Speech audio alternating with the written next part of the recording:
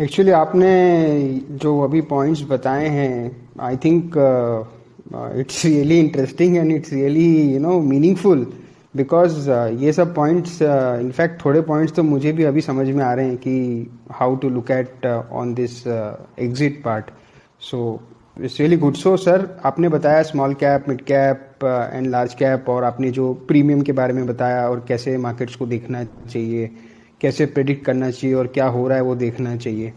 So now my second question to you is that when we feel that and we'll be convinced that okay, now the market is good and still we can participate in the market, so how to identify the sectors, whether it's a small cap, mid cap or large cap. So ये कैसे करना चाहिए, मतलब sector का जो identification करना है, and if we are ready that कि हाँ, now I am ready to going to invest. So if you can throw some light on that, it will help us. Yeah, Rishi. You know what? Entire equity markets, they work on sectors. So they look at automobile sector, they look at banking sector, they look at FMCG, pharma, chemical, so on and so forth. My philosophy is different. I would try to look at for this entire thing from a different perspective. So I think end of the day, the stock price is slave of earnings. What it means is that the company which is generating profits and the earnings, that is the EPS numbers, is the one whose price is going to go up. So we have to identify companies who make huge amount of profits. And how does a company make profit? The profit of a company is completely dependent on the type of the customer that is there. The customer who buys a product of a company or a service of a company will decide the profitability of the company. So I would classify this entire thing of sectors into four broad heads.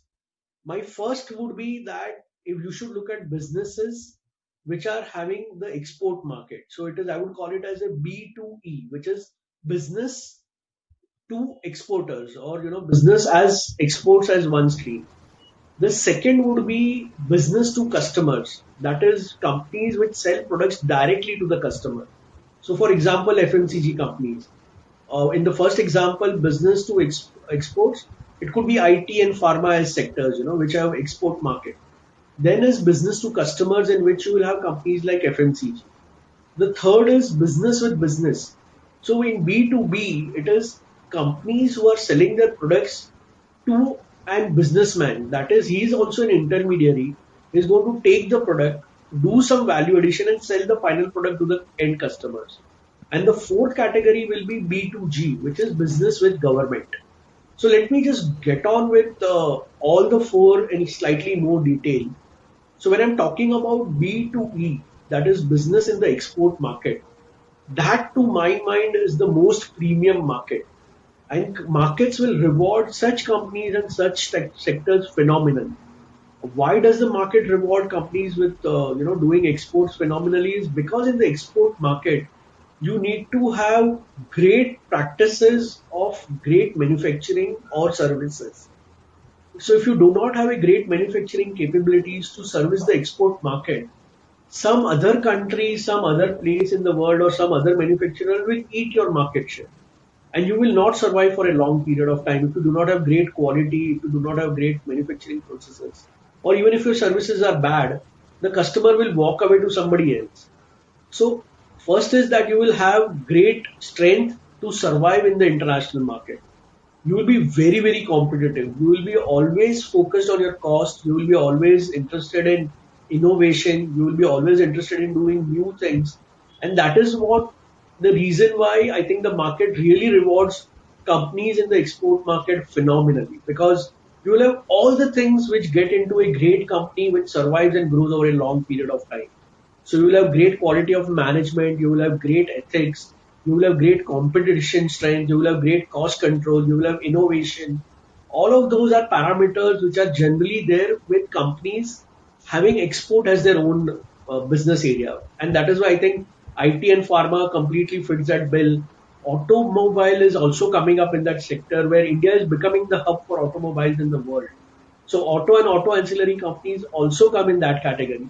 So I think I would not try to look at sectors, but I would try to look at the main theme which is driving their profits. So that is on the B2E category. The second is B2C. When in B2C, it means you are directly selling your products to the customers. So as I stated, FMCG is one such segment, telecom is another such segment. And in all those companies, you need to have brand, you need to have your products available to your customer at his doorstep. It should be your mode in terms of, having your cost advantage always as well as the product quality. So market rewards even B2C segment pretty nicely, pretty good. I would not put commodities in this space of, B2C because there the pricing is dependent on your competitive atmosphere. So the third category is B2B, in which your customer is also one who is going to make a product out of your products. Just for an example, let me say a company like a Motherson Sumi. So if a Motherson Sumi is one such company which makes so many automobile parts, their customer is end of the day an OEM, that is an original equipment manufacturer or a car or a passenger vehicle manufacturer. So they would try to put always companies like Motherson Sumi or B2B companies under pressure for margins. So they would not allow them to grow abnormal margins over a long period of time. So B2B will have tough time, will have some challenges over a long period of time, and they will not be doing well in an economic slowdown because your customer is a businessman and he knows your entire cost sheet and he knows what is the profit you are earning, and he would try to really mellow down your profits in a bad phase. And so markets will not give a huge premium to B2B companies. The last in the pyramid will be B2G because when you're dealing with government, there will be so many things that you will have to do. Your money will not flow in, your working capital will be elongated, you will have to depend on tenders, a lot of infrastructure things. So companies like L&T, if you see, open their balance sheet and see, they have not generated free cash flow over a last 10-year period. And they are the ones who are one of the largest infrastructure companies. So when you deal with government, you will have your own challenges, own problems, own issues. And so I think we should kind of, keep it at the bottom. And just to sum up things, I think when you are knowing the nature of the business, it should be also the premium that you are paying. So if it is a B2G, which is business with government, don't touch such companies which are trading at a PE beyond 15. As a thumb rule, I'm saying, if B2G companies are trading at a PE beyond 15, we should keep away. If there are B2B companies, if they are trading at a PE below 30, they are safe. But if they are trading at above 30 PE, we should keep away. Likewise, if it is a B2C company, P's above 40, 45 should be avoided. And if it is a B2E, which is an export oriented, anything above 50, 55 P should be kept away with. So first is, you take your comfort about buying in the market. Then as you stated, what sectors to look. So I would try to look at the nature of the business and accordingly see what valuation they are available at. So if there is a B2G, I would try to keep highest P of 15. If it is a B2B, I would keep it at 30. If it is a B2C, a maximum P of 45. And if it is a B2E, which is in the export market, maybe a P of 50 or 55. So, Rishi, if I might not have answered your question directly in terms of custom or sectors, but moti, this is what I would try to bifurcate my thought process and look at pockets where one has to look at and be invested in. So that's how I No, would no, do my no. Great. sectoral allocation as to how that will depend and where you should look at. Yeah, No, Rishi. no. It's great understanding to have. So again, to recap the second point what we have discussed. So B2B is kind of Motherson, Sumi, what you told, and B2C is kind of like Reliance, and B2G is kind of Larsen. So Yeah. great understanding. Sure, Rishi. Go. Yeah. नहीं आप कुछ बोल रहे Rishi, if थे. I may add on the same point, let's look at the markets. And in the last 6 to 8 months, the best performer in the market has clearly been Reliance Industries. And to my mind, it True. has migrated from a B2B company, which was oil and gas, from that to a B2C company, which is largely on the telecom side.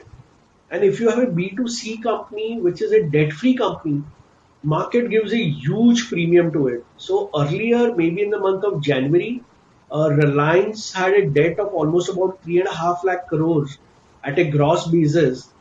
And the kind of fundraise that it has done, it has just wiped out its debt.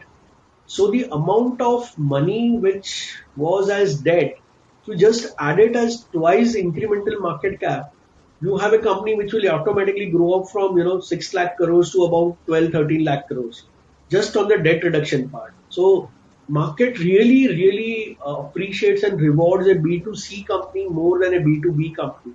And also if a B2C is a debt free company, market gives a huge thumbs up. And I think I just wanted to explain the same philosophy to put it in the perspective of the way in which Reliance share price is also appreciated.